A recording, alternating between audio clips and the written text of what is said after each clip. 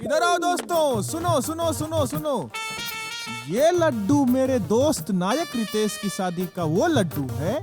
इसे जो नहीं खाया वो तो पछताया ही, समझ में आता है, लेकिन जो खाया वो भी पछताया। तो इस पछताने वाले लड्डू को हम अब खाएंगे और इसका स्वाद बताएंगे। लीजिए, लो लो, अरे लो भाई, अरे लो लो, अपना ही है।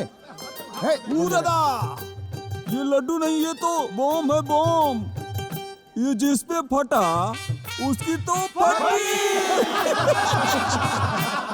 अरे सुनो सुनो मेरे यारो, अब मेरी बेटी यूके से एमबीए करेगी। अरे वाह, बधाई हो शर्मा जी। अरे शर्मा जी, बहना को मेरी तरफ से कॉन्ग्रेचुलेशंस बोलना। आप सब खुद ही बोल दीजिए।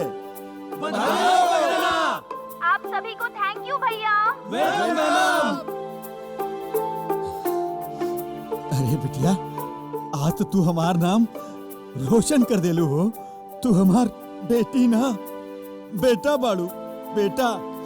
सुनो दोस्तों, आज रात का मेरी तरफ से आप सबके लिए बड़ा खाना। अभी ले पापा रउआ से कुछो बात ना कहीनी और रउआ ढोल पीटे लगनी। अरे सॉरी बेटा। पापा यूके में एडमिशन करवावे बदे बहुत पैसा लागी। अरे तोहार बाबू मिलिट्री में नौकरी करलन।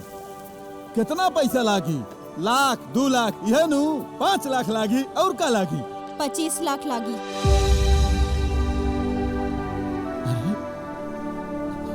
अरे पगली, इतना पैसा तो हमरा शहीद भइला के बाद तारा के मिली रे।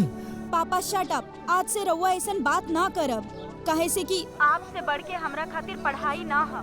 पापा प्रॉमिस करी कि आज के बाद से ऐसन बात ना करब। नाराज हो गई कहा? देखा देखा, हम कान खींचता नहीं।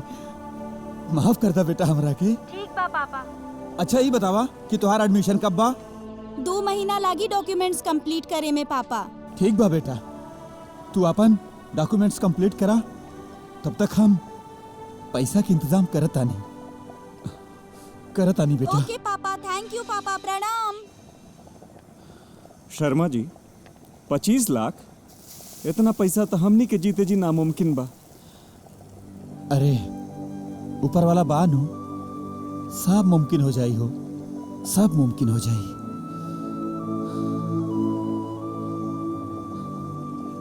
अरे जल्दी जल्दी खाना बनवा भाई, जल्दी से सब देख के करा। ए रोटी सेका भाई जल्दी, आज बड़ा खाना बा। अरे हे घनश्याम,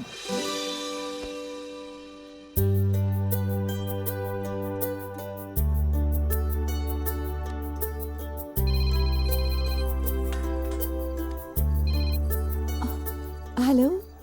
का हो, का हाल बा? सब ठीक बा, आप आपन बताई। हम ठीक बानी। माई खाना वाना खैलास? हाँ। अब बाबूजी? हाँ, हो के खा लेनी। सुत गिलन लोग?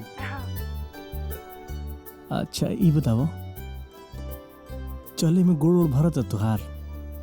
ना तो उल्टी उल्टी निकल लागत? ना। खाटा खाए के मन करता? ना, काहे?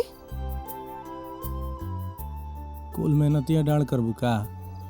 देख, हमरा के लाज आवता। जाइए, हमने बात करब आपसे। अरे हेलो हेलो,